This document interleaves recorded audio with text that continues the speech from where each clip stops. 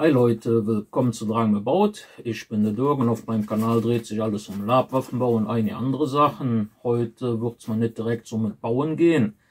Ich habe mal so momentan die letzten Tage so über Weihnachten und so. Ich hoffe, ihr habt euch gut erholt, reichlich gegessen und seid reichlich beschenkt worden. Ich hatte eine sehr ruhige Zeit über die Tage, mal abgesehen von meiner Mutter, dass ich bei ihr war.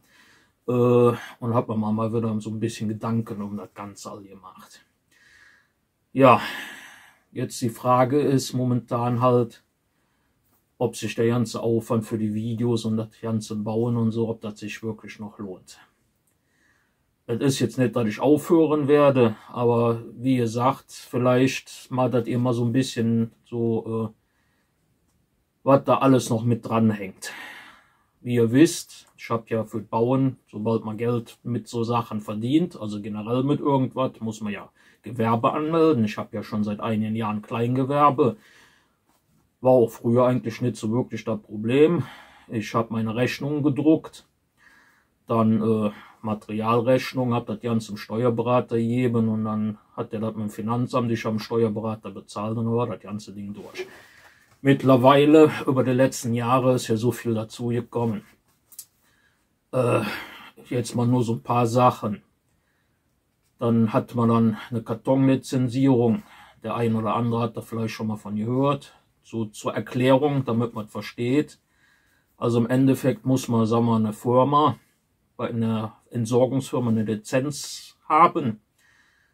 Der bezahlt dann Geld für gewisse Mengen an Verpackung, Verpackungsmaterial, Klebeband, also im Endeffekt für die Pakete, die man euch dann zuschickt. Damit ihr die dann in die blaue Tonne werfen könnt, muss ich quasi Geld bezahlen.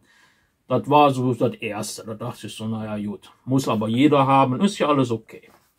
Dann ein paar Jahre später, ich glaube so 2019, musste man sich noch bei Lucid anmelden. Das ist so ein Portal, das man dann auch hat. Das war auch noch okay. Da hatte ich dann vergessen, die Mengen einzutragen. Da habe ich dann auch schon eine bitterböse Mail gekriegt mit Drohung, dass ich Strafe zahlen muss, wenn ich das nicht möglichst schnell mache. Habe ich natürlich dann gemacht. Seitdem habe ich auch Ruhe. Das sind dann so kleinere Sachen gewesen. War was ärgerlich, aber jetzt nichts Wildes. Ne? Auf jeden Fall bezahlt man Geld für sowas. Dann kommen dann immer wieder neue Sachen dazu. Mal aus Brüssel, mal aus Berlin. Da hat man dann auch immer wieder so Sachen, wo man dann wieder ein bisschen mehr Arbeit hat. Dann gewisse Vorgaben, was Rechnungen angeht, dass die dann in gewissen Formaten gespeichert werden müssen. Papier und PDF reicht dann nicht mehr. Da muss man dann extra noch eine Cloud haben, wo das dann in dem Format gespeichert wird. Was auch wieder nur Geld kostet und Aufwand ist. Ist ja schön für die Digitalisierung. Aber ihr solltet den Leuten doch bitte überlassen, in welchem Format das gespeichert wird. Ich weiß es nicht. Manchmal ist Wahnsinn, was ihr da... Dann wundert euch, dass da alles abgewischt wird. Also wie ihr merkt, das ganze Thema, das ist ein bisschen. Dann kommt die E-Rechnungspflicht jetzt. Ab nächstem Jahr, also ab 25. Ist auch so ein totaler Hammer. Ist ja schön. Ist ja nur B2B, also Business to Business zwischen Firmen. Ja, muss man empfangen können. Habe mich dann auch schon angemeldet auf so einem Portal. Ab nächstes Jahr muss ich dann da auch Geld für bezahlen, dass ich die empfangen kann. Ja, ole ole, gibt es dann auch eine Sonderregelung. Ich glaube, bis 250 € gilt das als Kleinstmaterialbestellung. Da braucht man ja keine E-Rechnung, aber man ist halt verpflichtet, dass man die empfangen können muss. Dann kam jetzt vor kurzem wieder ein neues Gesetz raus. Da war ich wirklich kurz davor aufzuhören mit der Bauerei und Kleingewerbe alles abzumelden. Kanal einstampfen, alles. Das nennt sich, ich habe es mir ja aufgeschrieben, weil das noch relativ aktuell ist, das ist seit dem 14. Dezember in Kraft. Das heißt Produktsicherheitsverordnung. Uns wieder jetzt aus Brüssel, total geile Sache. Ich habe hier noch so ein bisschen, Entschuldigung, muss ich vorlesen, so ein paar Sachen. Ich habe mir da Notizen für gemacht. Da ist man dann verpflichtet, an jeden Artikel, das ist dann hier so, ich nehme mal hier so ein Messerchen, ne? Da müsste ich dann dran machen. Der Hersteller, der Adresse, der Mail und dann noch Warn- und Sicherheitshinweisen. Das mache ich dann aber an einem Flyer. Jetzt habe ich mir uns überlegt, an so ein kleines Messerchen, da kann man ja nicht aufdrucken oder sowas. Da habe ich mir dann überlegt, da kommt dann eine kleine Visitenkarte dran, dann, wo das dann draufsteht. Die Sicherheitshinweise werde ich dann entweder mündlicher Form, wenn die Leute abholen kommen, oder als Flyer, wenn nicht, verschicken. Das ist dann quasi, da muss man Gefahrenanalyse machen. Da muss dann auch auf dem Flyer oder was dann für Materialien für den Bau benutzt werden, dann die Art und Nutzung, wie die Sachen dann halt zu handhaben sind drauf. Und das müsste ich dann quasi so für jedes Messerchen und jedes Schwert, gut, man kann das in Gruppen dann halt, werde ich auch so machen, dass dann alles zusammengefasst werden muss, um den Leuten dann quasi zu erklären, also auf richtig dumm erklärt, wo dann beim Schwert der Griff ist und dass man sich die Spitze vom Schwert nicht ins Auge sticht. Da sind Bekannte von mir, die ich kenne, die machen das hauptberuflich, mehr oder weniger, manche Teilzeit, beziehungsweise auch Kleingewerbe, aber einige machen das dann hauptberuflich, die haben schon ihren Online-Shop gecancelt, weil der Aufwand, das steht in keinem Verhältnis mehr zu dem, was du reinkriegst. Ja, wie gesagt, da werden jetzt wahrscheinlich auch die einen oder anderen allmählich aufgeben.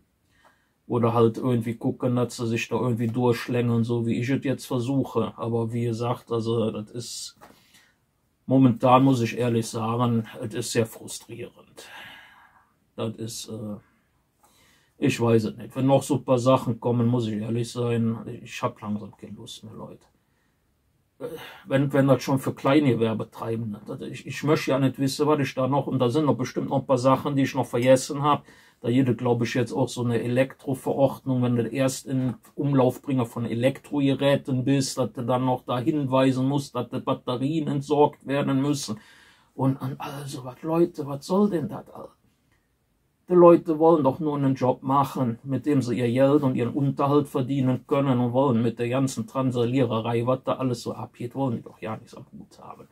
Also ich muss ehrlich sagen, wenn du mittlerweile mehr mit der Bürokratie zu tun hast, wie dass du Geld verdienen kannst, um die ganze Bürokratie zu bezahlen, läuft doch wirklich was falsch. Man hört das ja auch überall. Überall bricht alles ein und alles. Also ich muss ehrlich sagen, wenn die ganze Bauerei mir nicht so am Herzen liegen würde, weil ich mach das wirklich gerne, ne, mit der Bauerei. Auch die Videos, man könnte das ein bisschen so als Werbung ja auch ansehen, aber ich sehe das eigentlich nicht als Werbung, den Kanal. Das ist halt, ich möchte euch motivieren, dass ihr auch selber weiterbaut. Oder generell mal anfangt zu bauen, weil das ist auch das Schöne, mal abgesehen vom Lab selber, dass man sich die Sachen, auch manche Sachen selber herstellt. Also ich muss ehrlich sagen, das Bauen ist mir fast noch lieber wie das Lab selber, weil ich bastel gerne. Also das merkt man ja wahrscheinlich kaum in meinen meinen Videos. Ne? Obwohl ich habe auch über die Jahre sehr viele nette und liebe Menschen im Hobby kennengelernt. Das mache ich auch so ein bisschen, um das wieder zurückzugeben und das Hobby auch ein bisschen populärer zu machen mit den Videos. Es wäre natürlich schön, wenn da irgendwann noch mal was hängen bleibt. Jetzt habe ich den Kanal seit 2,5, 3 Jahren. Ne? Da bleibt ja auch nichts hängen. Das ist viel Zeit, die man dann halt für die Videos macht. Ohne dass da überhaupt was bei rumkommt, außer das ab und zu, wo ich mich dann immer sehr drüber freue, dass dann Leute mich dann anreden und so sagen, hey, danke und so, oder schicken dann Bilder von ihren Sachen, die sie dann nach meinen Videos nachgebaut oder selber irgendwas entwickelt und gebaut haben. Das ist auch der Sinn von meinem Kanal. Wie gesagt, damit möchte ich andere motivieren, dann selber auch was zu bauen. Deshalb mache ich das Ganze auch noch. Letztes war jemand bei mir, der sagte, du bist ja richtig so ein Enthusiast, du messert ja so aus voller Überzeugung. Ja, kann man so sagen. Ich denke mal, sonst wird man den ganzen Scheiß, was man da an Bürokratie um die Ohren gehauen kriegt, ja nicht antun. Wie gesagt, das ist jetzt mal so ein Video, wo ich mir mal so ein bisschen Gedanken gemacht habe. Die letzte Zeit mache ich mir viel Gedanken, weil so ungefähr in 5 Monaten ist meine Freistellung ausgelaufen. Ich hatte ja vor einer Weile, hatte ich in meinem Job aufgehört. Habe mir dann noch fast 2 Jahre, 8 Monate eine Freistellung rausgekriegt. Dann ja, muss ich ein bisschen weiter ausholen. Und ich hatte eigentlich andere Pläne. Eigentlich wollte ich mir nach dem ersten Jahr, ich wollte noch ein Jahr sparen. Im zweiten Jahr wollte ich mir dann in der Eifel kleine Häuser angucken, wo ich dann eine Werkstatt mir reingemacht hätte, da ich das Ganze ein bisschen mit der Bauerei größer hätte aufziehen können, vielleicht noch einen kleinen Laden. Das wäre auch noch so ein bisschen mein Traum gewesen, da ich quasi die Sachen, die ich so hier im Keller rumliegen habe, dann quasi für jeden käuflich dann dahin hätte tun können. Ja, dann kamen dann gewisse politischen Entscheidungen und Gesetze. Ich hatte Geld für den Eigenanteil für den Kauf hatte ich schon zusammen, sollte auch jetzt nicht kein großes Haus und auch kein super tolles sein, nur halt was, wo ich drin wohne und dann halt am liebsten hätte ich eine Werkstatt gehabt, wo ich drin wohne, aber sowas kriegt man ja auch relativ schwer. Ja, und dann habe ich mir das Ganze dann noch so ein Dreivierteljahr angeguckt und dann den Entschluss getroffen, dass das Ganze nicht finanzierbar wäre. Bei dem, was da noch alles mit dran hängt. So Wärmepumpen, Haussanierung, Dämmungen und. Da ich das ja alles auch alleine mache, die mich kennen, die wissen ja, ich bin ja mehr so ein Einzelkämpfer. Ich weiß auch, dass ich mich so nicht wirklich auf Leute verlassen kann. Das habe ich beim Umzug meiner Mutter gelernt. Dass da Leute, denen ich geholfen habe, dass da überhaupt nichts kam. Ist traurig, aber ist halt so. Deshalb bin ich da ein bisschen, ich sag jetzt mal, hart gegen andere geworden. Ja, ich weiß nicht, hört sich alles wahrscheinlich ein bisschen verbittert an. Ist es jetzt nicht unbedingt. Ich habe mich damit abgefunden und das meistens, wenn ich dann irgendwas habe, dass ich damit alleine halt klarkommen muss.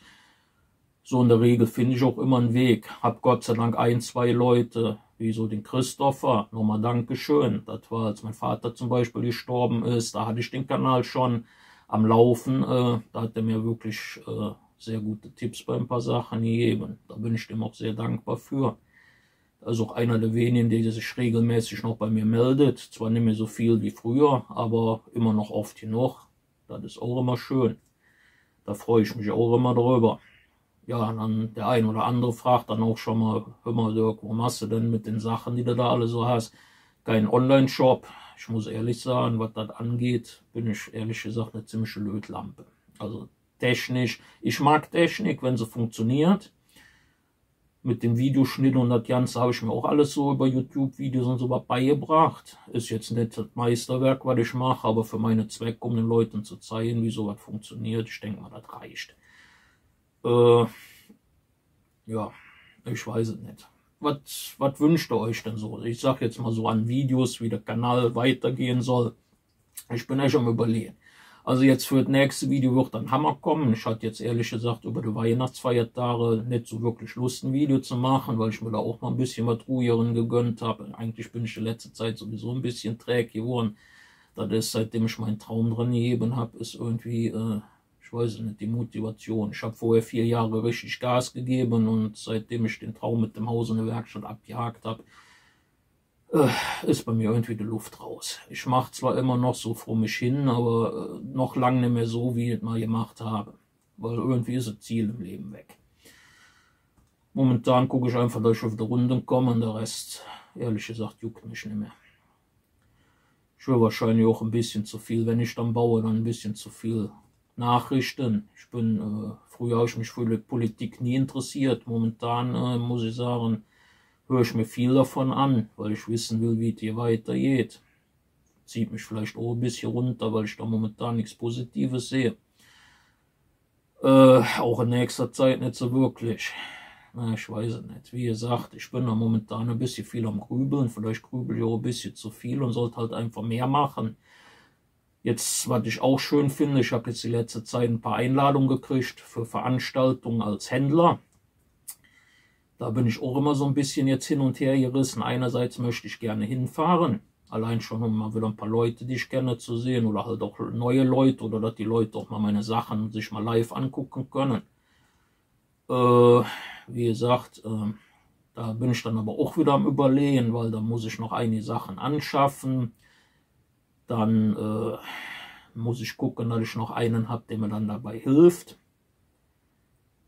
Weil ab und zu muss man ja auch auf Toilette, da muss man sich dann wieder klug machen, ob man dann, wahrscheinlich kann es ja nicht irgendeinen als Hilfe einfach mitnehmen. Das ist dann vielleicht wieder Schwarzarbeit, da muss man sich dann auch klug machen.